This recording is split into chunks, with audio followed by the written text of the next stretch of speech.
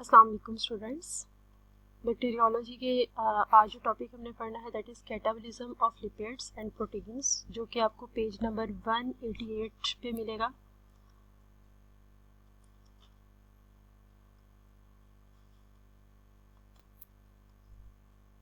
Okay, सबसे पहले जो हमने पढ़ना है that is catabolism of lipids.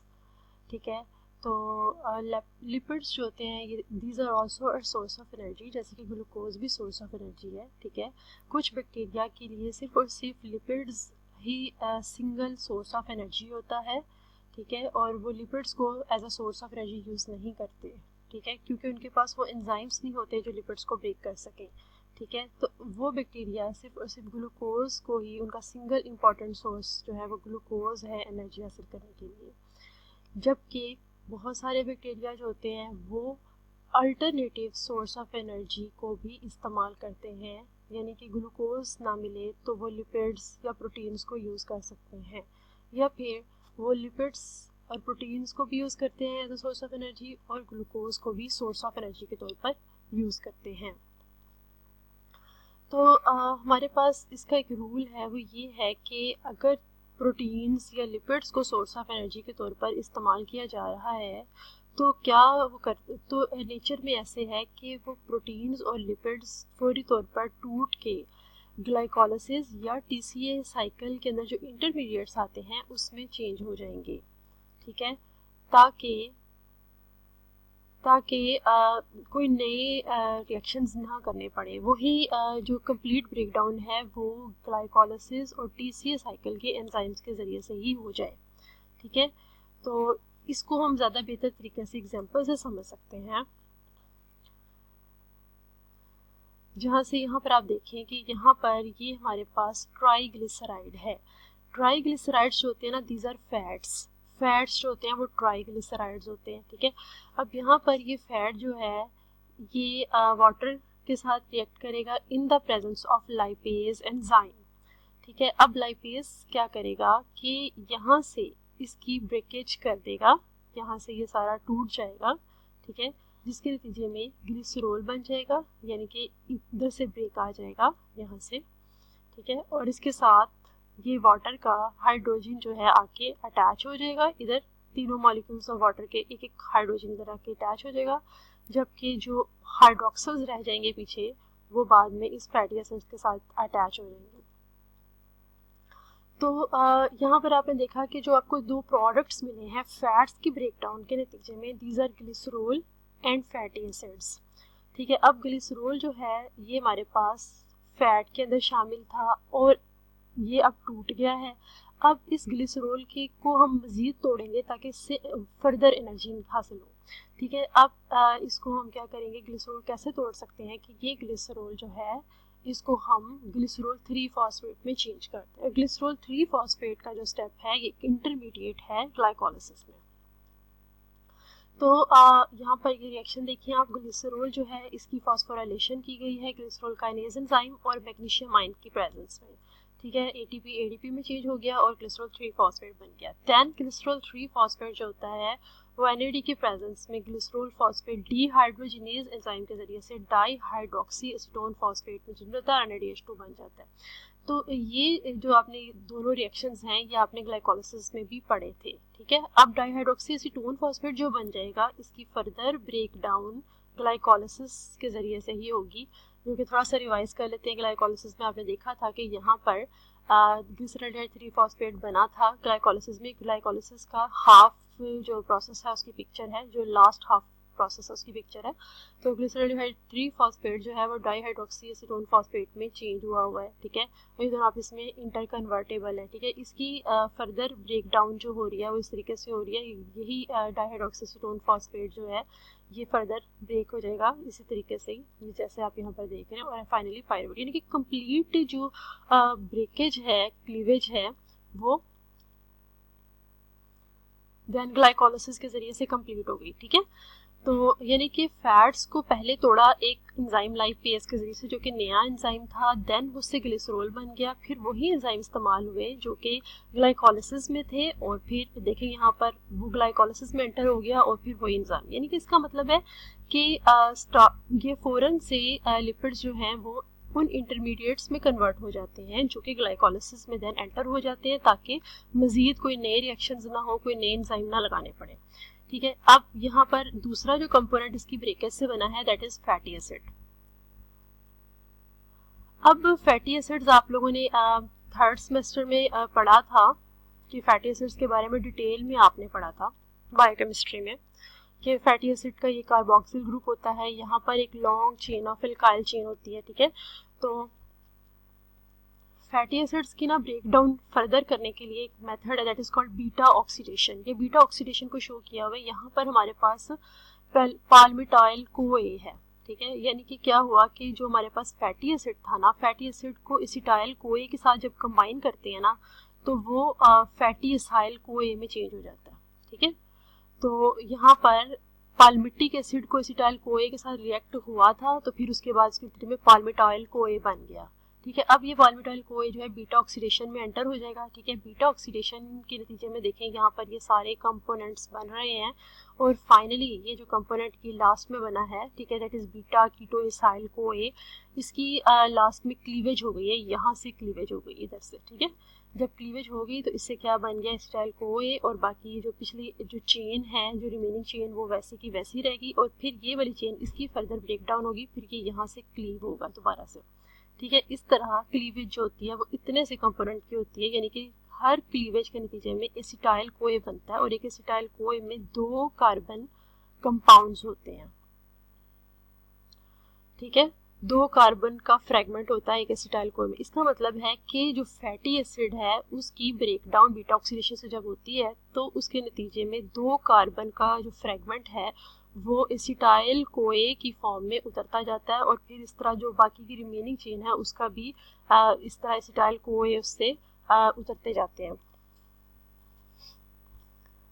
ठीक है स्टूडेंट्स, लेकिन आपने इस बीटा ऑक्सीडेशन को याद नहीं करना, इसके सारे स्टेप्स याद नहीं करने, जस्ट बुक में इसका नेम मेंशन किया हुआ है, बस आपने इतना से याद करना है। ठीक है, और जितना बुक में लिखा हुआ है आपने उतना ही याद करना है, इससे ज़्यादा डिटेल में पाथवेज आपने याद नहीं करने हैं। ओके स्टूडेंट्स, देखिए अब यहाँ पर जो एसिटाइल CoA बन जाता है, ये एसिटाइल CoA अब क्रेब्स साइकिल में एंटर हो सकता है। ठीक है, और वहाँ से इसकी कंप्लीट ऑक्सीडेशन और कंप्लीट ब्रेकेज हो जाएगी। ठीक है, तो इसका मतलब है कि फैटी एसिड्स की फर्दर ब्रेकडाउन किस तरीके से हुई है कि उससे एसिटाइल CoA बना और वो फिर क्रेब्स साइकिल में एंटर हो गया। तो इसका मतलब है कि ग्लिसरॉल जो कि ग्लाइकोलिसिस में एंटर हो गया, जो है फैटी एसिड TCA साइकिल में एंटर हो गया। इसका मतलब है कि TCA साइकिल और ग्लाइकोलिसिस जो है ये मेन एनर्जी सेंटर्स हैं, और जितने भी दूसरे कैटाबॉलिक पाथवेज हैं उनके जो प्रोडक्ट्स होते हैं वो इन्हीं ग्लाइकोलिटिक पाथवे और TCA साइकिल के अंदर एंटर हो जाते हैं, ताकि उनकी कंप्लीट ब्रेकडाउन हो सके। ठीक है, यहाँ पर भी इन्होंने यही बताया कि ग्लाइकोलिटिक एंड TCA पाथवे जो होते हैं ये दोनों सेंटर हैं जिनके इर्द गिर्द दूसरे कैटाबॉलिक पाथवेज बिल्ट है, यानी कि दूसरे कैटाबॉलिक पाथवे यानी कि लिपिड्स की ब्रेकडाउन जो है वो उससे जो कंपोनेंट्स बनेंगे वो इन्हीं TCA और ग्लाइकोलिटिक पाथवे के अंदर एंटर हो जाएंगे। So it is these 2 pathways are the central pathways. बाकी ये आपने इसकी ब्रेकेज देख ली थी। ओके, देन हमारे पास कहते हैं कि फैट्स जो होते हैं ना, जब 1 ग्राम फैट की ब्रेकडाउन होती है तो उससे 9 कैलोरीज रिलीज होती है, जबकि 1 ग्राम कार्बोहाइड्रेट की ब्रेकेज से 4 कैलोरीज रिलीज होती है। इसका मतलब है कि फैट्स ज़्यादा एनर्जी प्रोवाइड करते हैं बनिस्बत कार्बोहाइड्रेट्स के, तो फिर फैट्स को ही यूज़ करना चाहिए बैक्टीरिया को, क्योंकि ये ज़्यादा एनर्जी देते हैं। कार्बोहाइड्रेट्स को मेन सोर्स ऑफ एनर्जी के तौर पर यूज़ नहीं करना चाहिए। तो फिर क्या वजह है कि फैट्स को ज़्यादातर यूज़ नहीं किया जाता, ज़्यादातर कार्बोहाइड्रेट्स को यूज़ किया जाता है? इसकी वजह ये है कि उन जो लिपिड्स होते हैं ना, फैट्स होते हैं वो सॉल्युबल नहीं होते, आसानी से हो सकते हैं, और एंजाइम्स जो होते हैं ना वो सॉल्युबल जो वाटर सॉल्युबल चीज़ होती है उस पर इजीली एक्ट करते हैं। इस वजह से कार्बोहाइड्रेट्स की ब्रेकडाउन जो होती है ये मेन एनर्जी सोर्स है ये। देन ये कंप्लीट हो गया। उसके बाद नेक्स्ट है कैटाबॉलिज्म ऑफ प्रोटीन्स।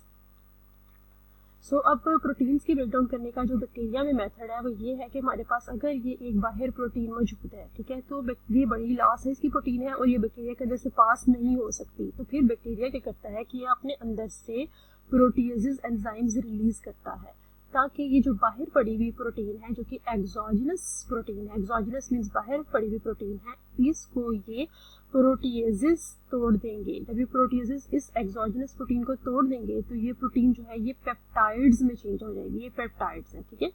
अब इन पेप्टाइड्स, ये पेप्टाइड्स जो कि छोटे हैं, इतने बड़े नहीं हैं, ये पेप्टाइड्स होंगे वो इजीली इस बैक्टीरिया के अंदर से पास हो जाते हैं, बैक्टीरिया के अंदर चले जाते हैं। बैक्टीरिया के अंदर चले जाएंगे तो बैक्टीरिया के पास एंजाइम है और उस एंजाइम का नाम है पेप्टाइडेजेस। अब ये पेप्टाइडेजेस एंजाइम जो होंगे ये इस पेप्टाइड की ब्रेकडाउन कर देंगे, और जब इस पेप्टाइड की ब्रेकडाउन होगी तो इसकी ब्रेकडाउन से अमाइनो एसिड्स बन जाएंगे, ठीक है।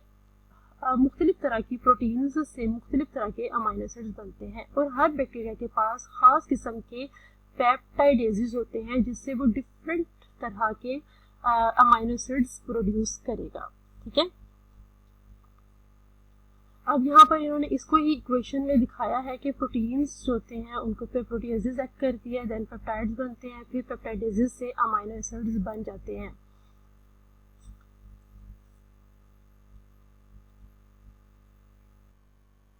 ओके स्टूडेंट्स, अमाइनो एसिड्स जब बन जाते हैं उसके बाद ये अमाइनो एसिड्स क्या करते हैं कि इन अमाइनो एसिड्स की फर्दर ब्रेकडाउन होती है, ठीक है। इनकी क्लीवेज होती है, इनकी ऑक्सीडेशन होती है, और फिर ये अमाइनो एसिड्स भी जिस तरह के फैटी एसिड्स में आपने देखा कि वो ऐसे इंटरमीडिएट्स में चेंज हो गए जो कि टीसीए या ग्लाइकोलाइसिस में एंटर हो सकते हैं। तो इसमें भी ऐसा ही है कि अमाइनो एसिड्स क्लीव होंगे और ये ऐसे एलिमेंट्स में चेंज हो जाएंगे, ऐसे कंपाउंड्स में चेंज हो जाएंगे जो कि टीसीए साइकिल या ग्लाइकोलाइसिस में एंटर हो सकते हैं।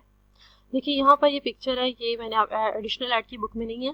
तो यहाँ पर आप देखें कि हमारे पास ये मुख्तलिफ तरह के अमाइनो एसिड्स, एलानिन, ग्लाइसिन वगैरह, ये सारे अमाइनो एसिड्स, ट्रिप्टोफैन, सीरीन वगैरह, ये अमाइनो एसिड्स जो हैं ये अपने कार्बन फ्रेगमेंट जो इनका स्ट्रक्चर है अपने स्केलेटन में तब्दीली करके पायरुवेट में चेंज हो सकते हैं, ठीक है। अपने आप के अंदर केमिकल रिएक्ट अपनी ब्रेकेज करके या चेंजिंग करके ये पायरुवेट में चेंज होते हैं, फिर पायरुवेट के जरिए से फिर वो इसी तरह टीसीए में एंटर हो जाएंगे, ठीक है। इसी तरह आइसोल्यूसिन जो एसिटाइल कोए में चेंज हो सकता है।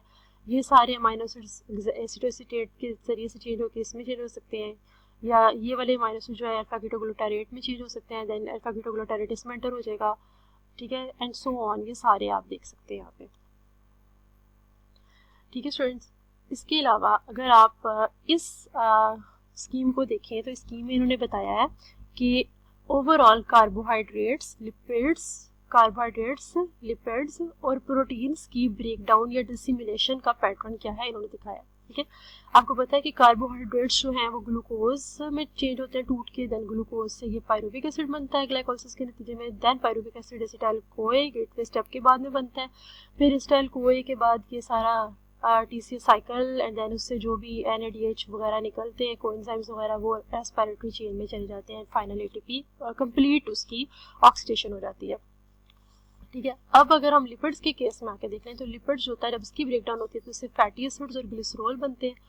ग्लिसरॉल बाद में ग्लाइकोलाइसिस में एंटर हो जाता है और फैटी एसिड जो है वो बीटा ऑक्सीडेशन के जरिए से एसिटाइल कोए में चेंज हो जाते हैं और फिर यहाँ से एंटर हो जाता है। अब यहाँ पर अगर आप अमाइनो एसिड्स के प्रोटीन्स को देखें तो प्रोटीन्स आपको बताया कि पेप्टाइड्स में चेंज होते हैं, देन अमाइनो एसिड्स में चेंज होते हैं, फिर अमाइनो एसिड जो है वो अपने कार्बन स्केलेटन में तब्दीली करके ऐसे कंपोनेंट्स में चेंज हो जाएंगे जो कि टीसीए साइकिल में एंटर हो सकते हैं, या फिर अमाइनो एसिड जो है एसिटाइल कोए में भी चेंज हो सकता है, या फिर अमाइनो एसिड्स कुछ अमाइनो एसिड जो है वो पायरुविक एसिड में एंटर हो सकते हैं, वो इस तरह इसमें एंटर हो जाएंगे।